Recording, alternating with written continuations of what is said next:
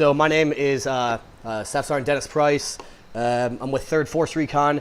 I just switched to the reserve about last year. I served about 15 years after duty. First Recon, 1st Force Recon, 2nd Force Recon. Then I spent some time at JSOC. I did some instructor time. Then came to 3rd Force Recon, and now I'm out here for the UDP deployment.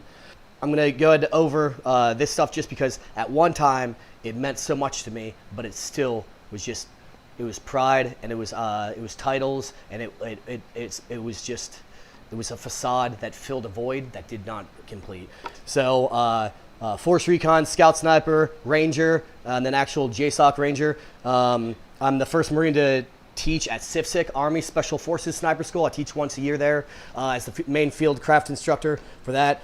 I devoted my life to my adult life, to my career, and I combined my life and my career as one. So that's what led me in that direction. I grew up Christian, as in most Americans. I was born and raised in the church. I went to church every Sunday of my life. And then I joined the Marine Corps about 17 years old, 11th grade, summer vacation, like most of you guys, delayed entry program. The wars were kicking at the time. I was like 14, something like that. Watched September 11th happen.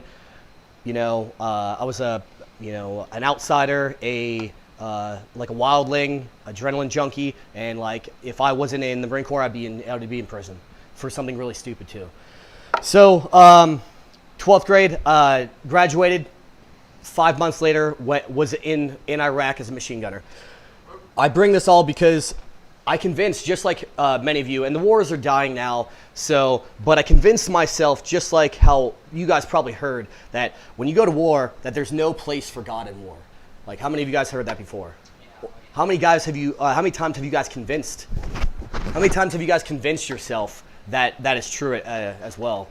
Like, it's hard to say it now because there's no actual war, but there's some things you do there, and it leads to desperation, and you think that that's it. But all defined through falling on my own face multiple times, that just like the story of Gideon, that is completely inaccurate and not true. That you're at, like my buddy Chad Robichaux, who I did that 2-man operation in Afghanistan with, he wrote a book called The Unfair Advantage, and he spoke how God is an unfair advantage when you go to war. Just like the story of Gideon in the Bible, just like any other story, like David, or anything else from there. So I was in Iraq as a machine gunner. I convinced myself that God has no place here. Like, what I'm here to do is just make sure everyone survives and everything from there. So we get blown up 6 times while we're there. The first 2 times, I think it's awakening of the reality of what's happening. It was about 16 years ago when it happened. We hit the first, I think it was the 3rd time we got blown up. We were coming from Fallujah to Ramadi, and that's where we were stationed. We did that trip a million times. We go under a bridge, and if you guys are familiar with convoy operations, as you go under the bridge, the lead guy is supposed to turn under the bridge, so if someone drops a grenade, it doesn't drop it down the gunner's hatch. The gunner then turns reverse, so if there is a target to prosecute, he prosecutes that guy and eliminates the threat from there. The first vehicle rarely gets hit in a convoy. It's usually the next guy or two, depending on what. So we're coming back from Fallujah. The first vehicle does exactly what he does, complacency. The next vehicle does not do that. The next vehicle is the vehicle in front of me. He does not follow the directly in front of him. If that's complacency, if that's lazy, if that's just the turd who was driving, however it was, but he ran over an IED. So the guys in front of me gets blown up. I watched it all happen. Immediately, within like the next minute, a rocket shoots in between me and the vehicle. And at this time, it's nighttime. During the rules of engagement, the ROE, we start getting lit up with an IED initiated ambush. Small arms fire from the southeast, which was the city of Ramadi now, which is to my left. I'm up there, what feels like an eternity, behind the machine gun and trying to find out what's going on. I just watched my buddies just get extremely decimated. I was so filled with rage and hate, discontent, everything that you see in like Vietnam movies to if you experience war, and like bitterness, everything from there.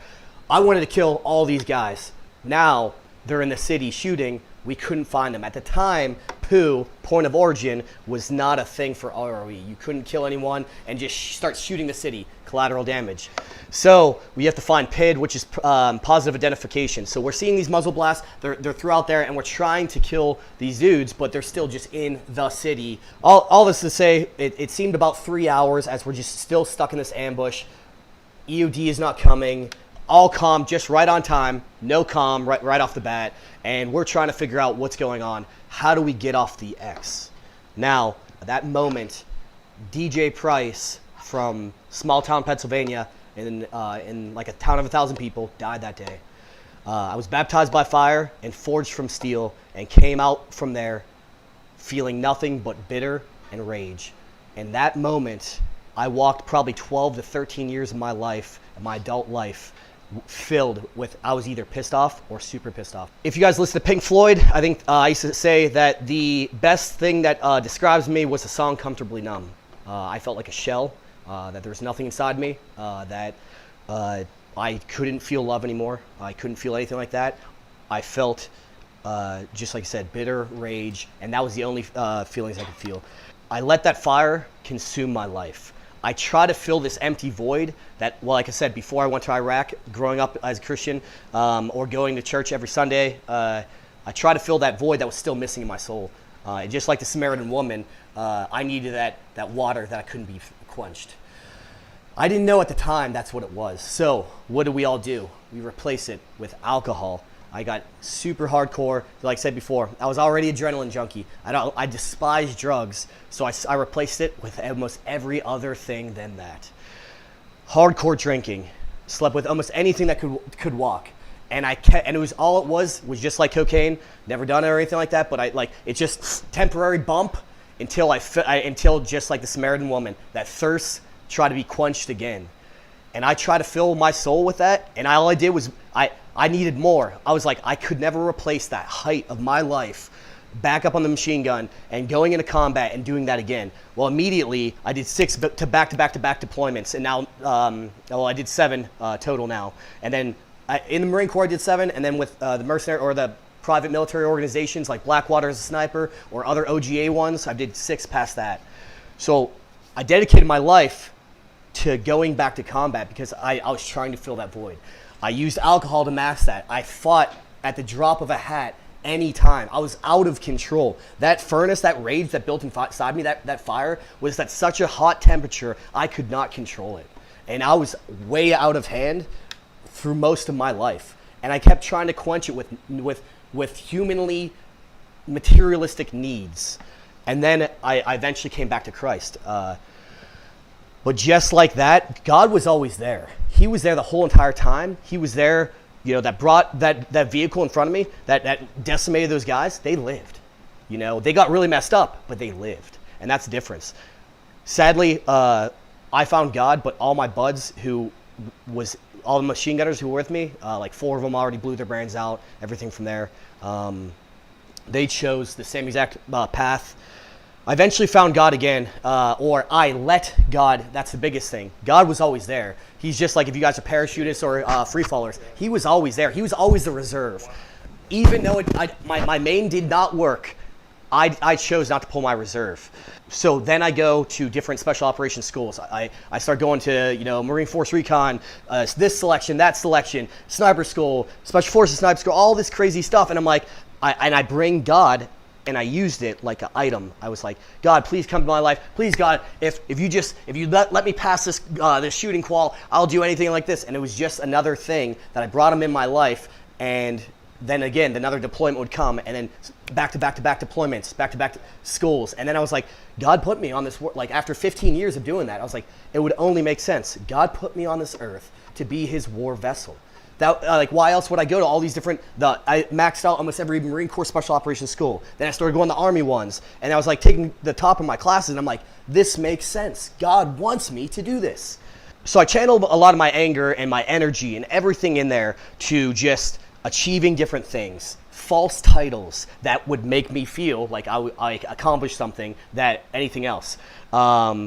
then going and like all that rage, then I would channel it from fighting to fighting on the mat, to fighting jiu-jitsu, kickboxing, boxing, Muay Thai, judo, and then competing on the mat for 5 years. So I channeled my, I thought I could hone it in. I thought I could control what was going on, and I had it. God, no, I got this. Hey, thanks, you're in my life. But as my wristband says, I am second. He was not my, you see over there, that's some of you old school guys with the front sight post. He was not my front sight post. And no matter, just like if you guys know about fundamentals of marksmanship, I was staring at everything else that should have been blurry besides my front sight post, which was God. That my relationship with Jesus Christ held off to the side, and I used it as a convenience whenever I needed it again, even though God was there the whole time.